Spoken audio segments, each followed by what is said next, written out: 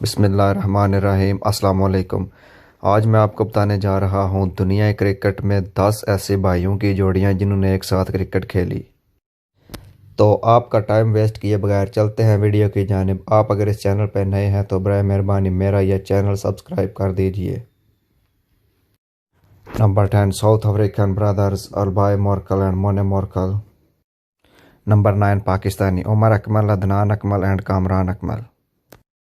Number 8 New Zealand से Marshall brothers James and Hamish Marshall.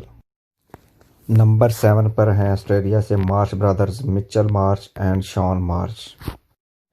Number 6 New Zealand से McCullum brothers Nathan and Brendon McCullum. Number 5 Irish खिलाड़ी Kevin and Niall Brien. Number 4 पे Australian जोड़ी हसी brothers Mike Hussey and David Hussey.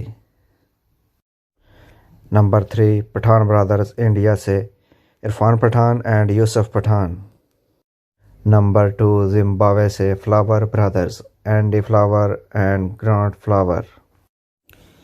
Number 1 Australia की danger और मशहूर और मरूफ जोड़ी Waugh brothers Mark Waugh and Steve वाह।